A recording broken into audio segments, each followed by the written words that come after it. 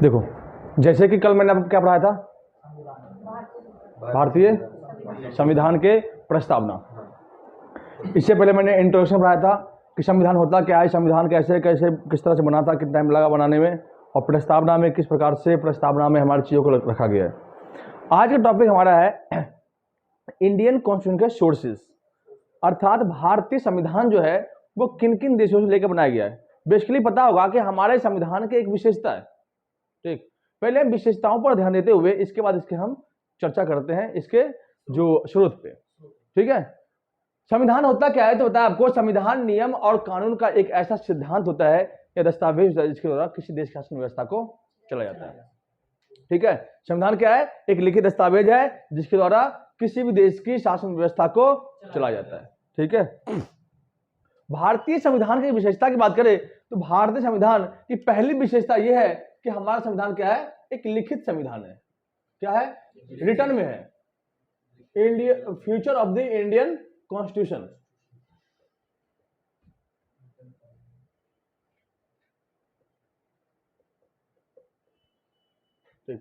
लिखित संविधान है।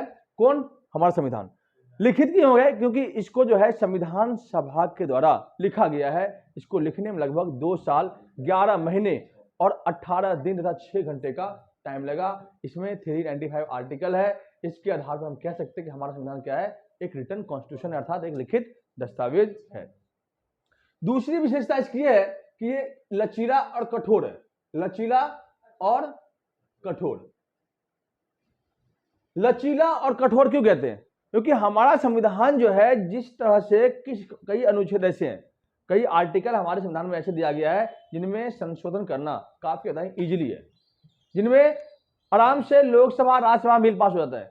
लेकिन कुछ आर्टिकल ऐसे हैं जिनमें संशोधन करना काफी ज्यादा कठिन है। जैसे मौलिक अधिकार में चेंज करना होगा या किसी राज्य को स्थापित करना होगा, जैसे कि आर्टिकल 370 हटा था तो काफी ज्यादा ही अमेंडमेंट करने के बाद जो है हमारे संविधान में जो है चेंजेस आया है और जाकर के आर्टिकल 370 हटा ना। एनआरसी लागू हुआ, काफी मेहनत लगी थी। तो इस तरह से हमारा संविधान क्या है? लचीला भी है और कठोर भी है। इसके बाद हम कहते हैं हमारा संविधान क्या है? उदार या मिश्रित संविधान कहते हैं। मिश्रित, ठीक। उदार का संविधान किस लिए कहते हैं? क्योंकि हम लगभग 10 देशों के कॉन्स्टिट्यूशन को पढ़ करके उनके कुछ अंशों को हमने अपने संविधान में रखा है, शामिल किया है। इसलिए हम इंडियन कॉन्स्टिट्यूशन को हम क्या कहते हैं? उधार का संविधान या मिश्रित संविधान कहते हैं। इसके बाद हम देखते हैं कि हमारा संविधान क्या है? विश्व का सबसे बड़ा संविधान है। विश्व का सबसे बड़ा संविधान है। भारतीय संविधान क्या है? विश्व का सबसे बड़ा संविधान है। क्योंकि भारतीय संविधान की बात करें तो 395 आर्टिकल जो है केवल भारतीय संविधान में है। इसके अलावा अगर हम अमेरिका की बात करें तो मात्र 7 अनुच्छेद, और वहीं अगर हम ब्रिटेन की बात करें तो अलिखित संविधान है। वहीं अगर चीन की बात करें तो 138 आर्टिकल है। तो हम कह सकते हैं कि भारत का संविधान जो है दुनिया का सबसे बड़ा संविधान है, ठीक है। इसके बाद हम ये कहते हैं कि हमारे संविधान में क्या है? स्वतंत्र न्यायपालिका है। अर्थात हमारे यहाँ पे जो जुडिशरी है वो बिल्कुल इंडिपेंडेंस है। न्यायाधीश को स्वतंत्र रखा गया है, इंडिपेंडेंस रखा गया है, जिससे कि उसके साथ कोई भेदभाव या पक्षपात न हो। अगर न्यायाधीश स्वतंत्र नहीं होगा तो हमारे साथ जो है न्याय ढंग से नहीं होगा। क्यों? अब इसके लिए कुछ नए विशेष तरीके अपनाए गए।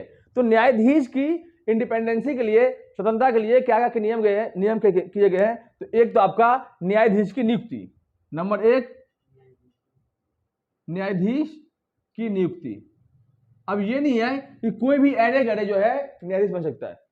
सुप्रीम कोर्ट के जज बनने के लिए कम से कम वह व्यक्ति हाई कोर्ट का जज होना चाहिए, या सुप्रीम कोर्ट के अंदर कम से कम 5 वर्ष तक या 10 वर्ष तक जो है वो वकील रह चुका हो, या हाई कोर्ट का वो 10 वर्ष तक वकील रह चुका हो, तभी जाकर वो सुप्रीम कोर्ट का जज बनेगा, ठीक। सुप्रीम कोर्ट के जज बनने के लिए उसे देश के रीति रिवाज से परिचित होना पड़ता है। संविधान के सभी नियमों को उनका मालूम होता है, जब जाकर वो व्यक्ति जो है संविधान का सुप्रीम कोर्ट का न्यायाधीश बनता है। इसके अलावा न्यायाधीश के वेतन में कटौती नहीं। कहा जाता है कि न्यायाधीश के वेतन में किसी भी प्रकार किसी भी समय कटौती नहीं की जाएगी, सिवाय वित्तीय इमरजेंसी के अकॉर्डिंग। आर्टिकल 360 जो है हमारा वित्तीय आपातकाल है, ठीक, वित्तीय आपातकाल दौरान जो है हमारे न्यायाधीश की भी सैलरी काटी जाती है।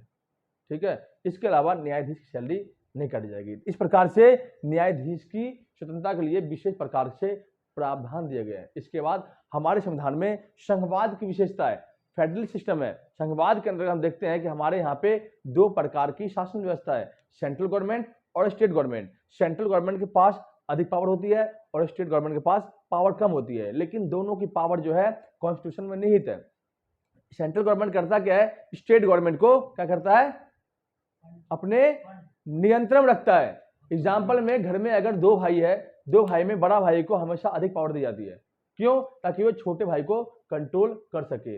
अगर छोटे भाई कभी जिद करता है तो उसको दबाव डाल करके उसको बैठाया जाता है। अगर छोटे भाई और बड़े भाई को पावर दोनों एक कर देंगे तो छोटा भाई बड़े भाई की इज्जत भूल जाएगा। इसलिए सेंट्रल गवर्नमेंट को हमारे यहाँ पे कुछ ज्यादा ही पावर दी गई है, स्टेट गवर्नमेंट को पावर कम दी गई है। ये जो है संघवाद की विशेषता है, जो ये क्या है, संविधान की विशेषता है। इसके बाद फंडामेंटल राइट्स दिया गया है, मौलिक अधिकार दी गई है। हमारे संविधान के अनुसार भारतीय नागरिक को क्या 6 फंडामेंटल राइट्स है, 6 मौलिक अधिकार दिए गए हैं। ये मौलिक अधिकार पढ़ाऊंगा चैप्टर में। इसके अलावा मौलिक कर्तव्य दिया गया है। भारतीय इंडियन कॉन्स्टिट्यूशन के अंतर्गत जो है इंडियन सिटीजन को लगभग 11 फंडामेंटल ड्यूटीज दी गई है। अर्थात कोई इंसान अगर अपने मौलिक कर्तव्य का, मौलिक अधिकार को यूज करता है तो अपने कर्तव्य को, अपना ड्यूटी को ना भूल जाए। अब मान लो कि आपका अधिकार है कि आप शिक्षा करने का अधिकार आपको है, ठीक, लेकिन ये नहीं है कि आप सरकारी संपत्ति को नुकसान कर दोगे।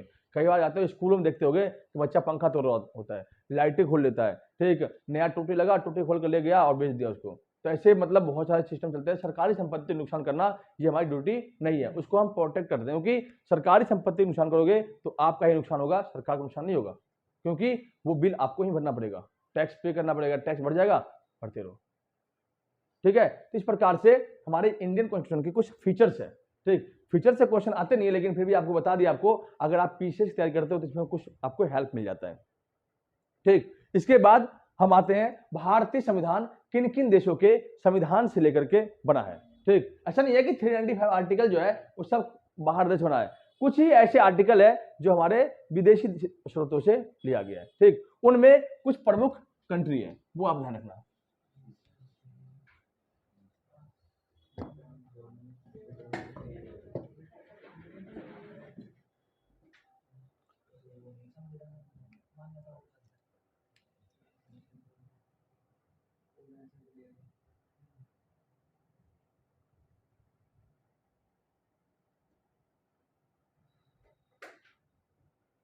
भारतीय संविधान का स्रोत, स्रोत मतलब सोर्सेस, कहां कहां से लेकर के इंडियन कॉन्स्टिट्यूशन को बनाया गया है। तो सबसे पहली बात करते हैं हम ब्रिटेन की। लगभग 10 देशों से लेकर बनाया गया है। नंबर 1 रखते हैं हमको ब्रिटेन।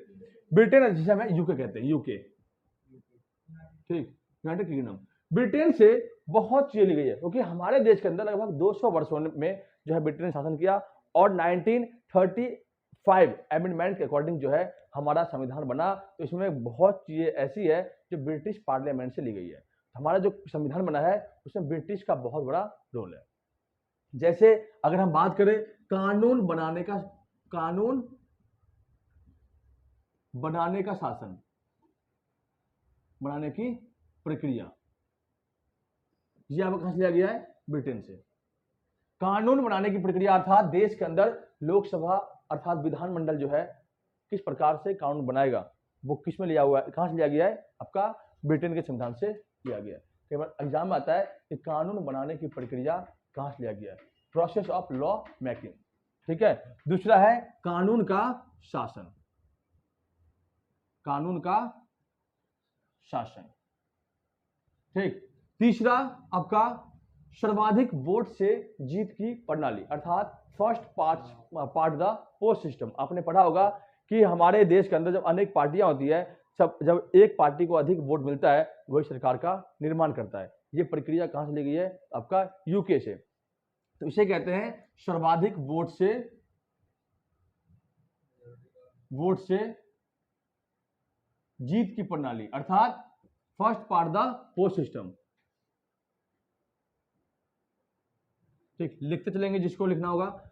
इसके बाद फोर्थ आपका है संसदीय शासन प्रणाली अर्थात आपका जो कहते हैं फेडरल फॉर्म ऑफ गवर्नमेंट। ठीक। फेडरल फॉर्म ऑफ गवर्नमेंट का मतलब होता है संसदीय शासन प्रणाली, एक ऐसी शासन व्यवस्था जिसमें प्रधानमंत्री देश का वास्तविक शासक होता है, राष्ट्रपति देश का नाम मात्र का शासक होता है। जैसे ब्रिटेन में भी है, प्रधानमंत्री सबसे नंबर 1 पे होता है, राष्ट्रपति वहां पे निचले स्थान पे होता है। लेकिन अगर देखा जाए तो राष्ट्रपति देश का सर्वोच्च उत्तराधिकारी होता है। हमारे यहाँ पे राष्ट्रपति मतलब राजा, देश का पहला व्यक्ति, फर्स्ट नागरिक। लेकिन राष्ट्रपति के पास जो पावर होती है वो बिल्कुल सीमित होती है, पावर ना के बराबर होती है, वो प्रधानमंत्री के पास सारी पावर होती है। तो संसदीय शासन प्रणाली कहां से लिया गया है?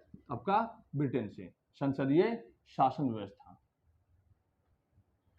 क्वेश्चन आपके एग्जाम में यही पॉइंट्स आएंगे, ठीक है।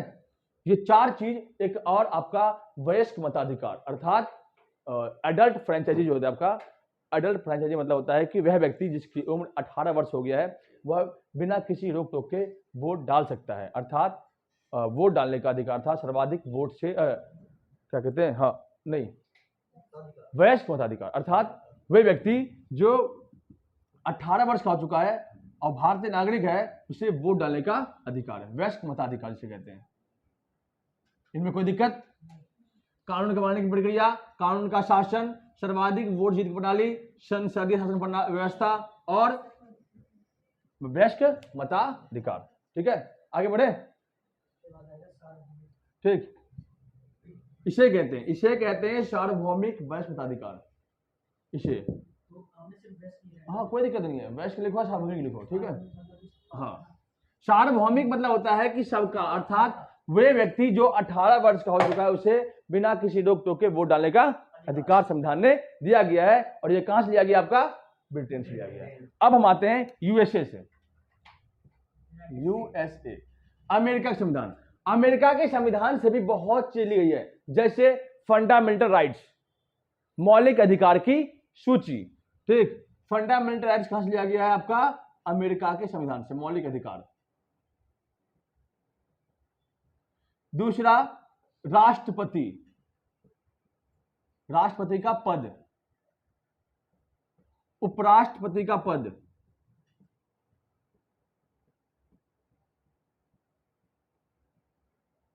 ठीक। इसके अलावा इन दोनों को हटाने के लिए महाभियोग की प्रक्रिया, महाभियोग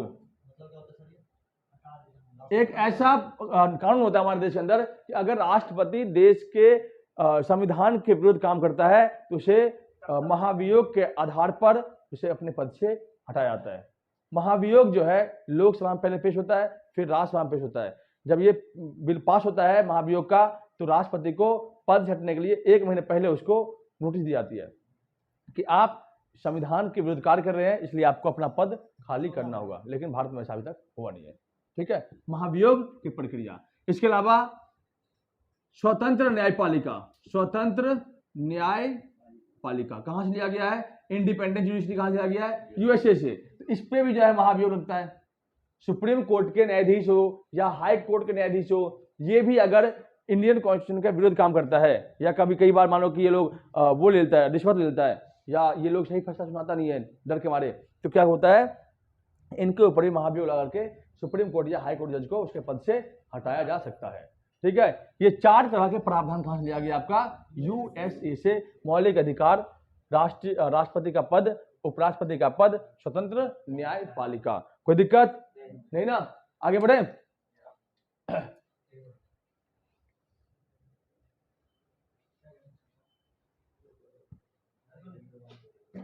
इसके बाद आपका आता है आयरलैंड का संविधान, जिसे हम इरीज कहते हैं। हाँ, इरीज, आयरलैंड का संविधान, इरीज।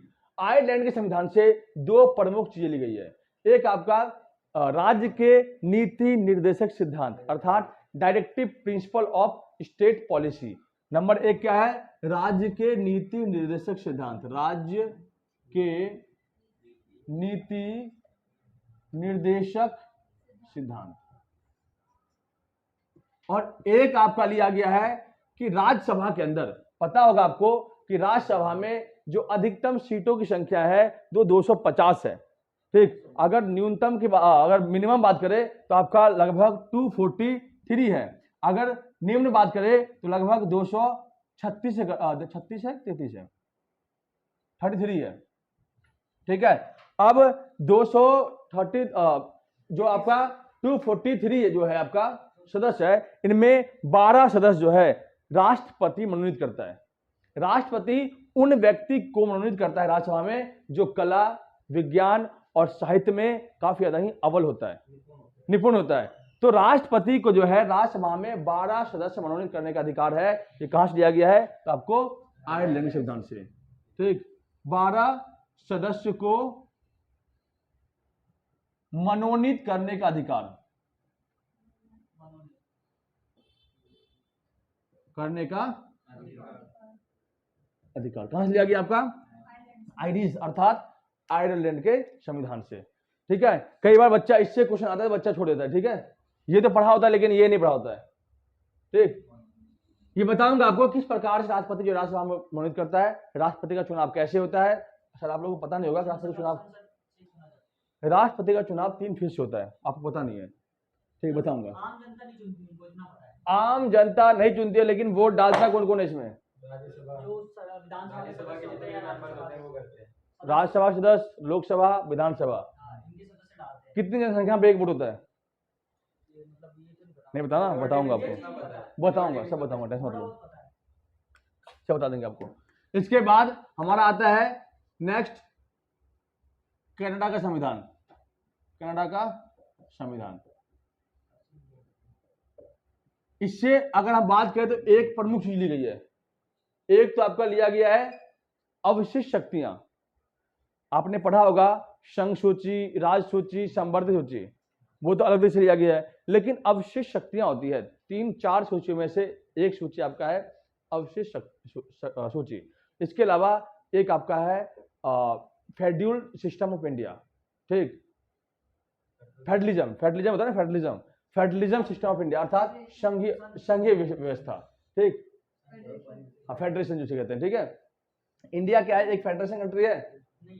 वो यूनियन है, फेडरेशन को हम यूनियन ही कहते हैं एक तरह से। वो अलग फेडरेशन होता है। ठीक, फेडरेशन यहाँ पे अलग परिभाषा है। फेडरेशन का मतलब होता है संघवाद, संघीय शासन व्यवस्था। मैंने बताया अभी आपको कि भारत के अंदर संघीय शासन व्यवस्था है, संघीय शासन व्यवस्था। अब फेडरल है, फेडरल है, कोई भी राज्य चाहे तो कभी भी स्वतंत्र हो सकता है। हाँ, लेकिन यहाँ पे नहीं है। लेकिन ये क्या है, अलग परिभाषा। यहाँ पे क्या है, संघीय शासन व्यवस्था का मतलब होता है यहाँ पे 2 प्रकार की सरकार है, एक सेंट्रल गवर्नमेंट और एक स्टेट गवर्नमेंट। तो ये कहां से लिया गया? आपका कनाडा के संविधान से लिया गया है। क्या लिया गया है? एक आपका अवशिष्ट शक्तियां, एक आपका अवशिष्ट शक्तियां और एक आपका संघीय शासन व्यवस्था। कहां से लिया गया है? कनाडा के संविधान से। ठीक, आगे बढ़ते हैं। कनाडा के बाद आता है आपका, आवाज नहीं, फ्रांस। फ्रांस से लिया गया आपका 2 प्रमुख चीजें फ्रांस से। एक तो आपको जीएसटी बिल देखते होंगे, जीएसटी बिल जो आपका, हाँ, ये कहां से लिया गया? आपका फ्रांस से। और दूसरा स्वतंत्रता, ये कई बार एग्जाम आता है, समानता और बंधुत्वता का अधिकार। ये कहां से लिया गया? आपका फ्रांस से लिया गया। कोई दिक्कत नहीं ना? आगे बढ़े।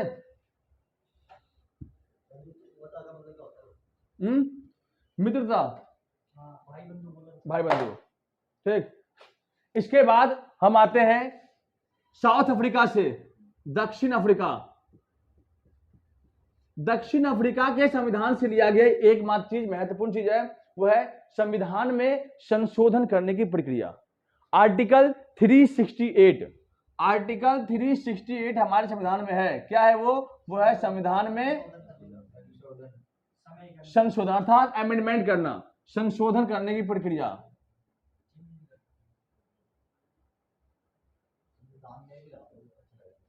संविधान में संशोधन करने की प्रक्रिया।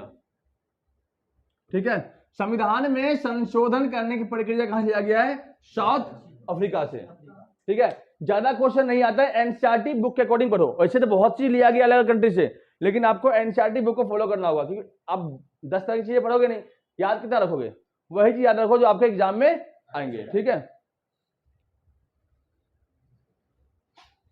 इसके बाद आपका आता है जापान का कॉन्स्टिट्यूशन।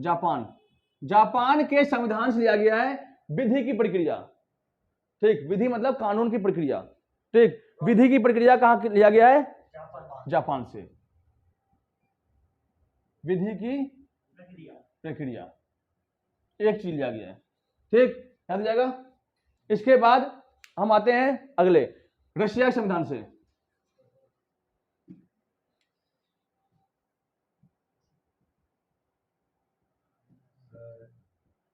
रूस या सोवियत संघ, क्योंकि जब लिया गया था उस टाइम ये सोवियत यूनियन था, यूएसएसआर था। तो लेकिन अभी पढ़ते हैं रशिया। रशिया के संविधान से लिया गया है फंडामेंटल ड्यूटीज, मौलिक कर्तव्य। मौलिक कर्तव्य कहां से लिया गया है? रशिया के संविधान से लिया गया है मौलिक कर्तव्य अर्थात फंडामेंटल ड्यूटीज। ठीक, अब आते हैं हमें अगला देश, जर्मनी। ज्यादा दिक्कत नहीं हो रही ना, सिंपल है। ठीक, जर्मनी से क्या लिया गया वो देखो। जर्मनी बहुत ही खतरनाक देश था, हिटलर था, तो वहां पे क्या होगा? इमरजेंसी पावर, आपातकाल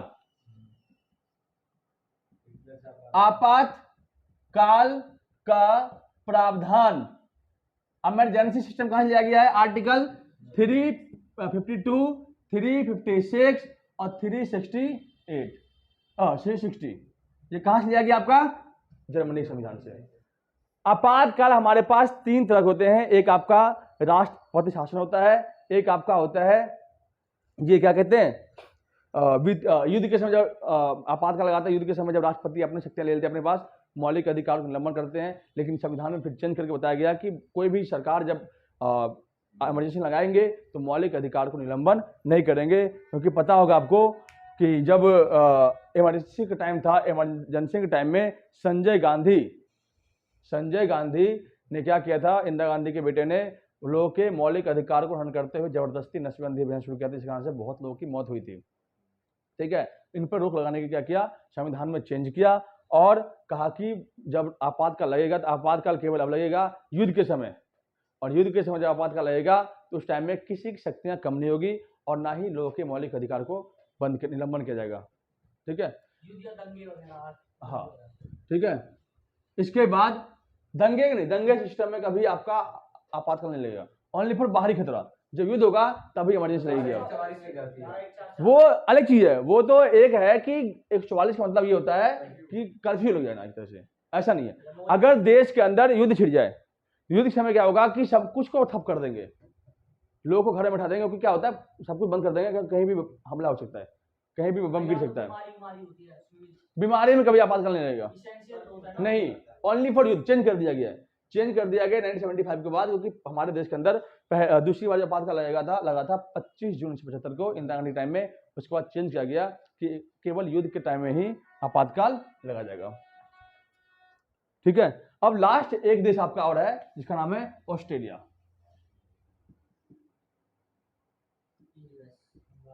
ऑस्ट्रेलिया के संविधान से लिया गया है प्रस्तावना की भाषा।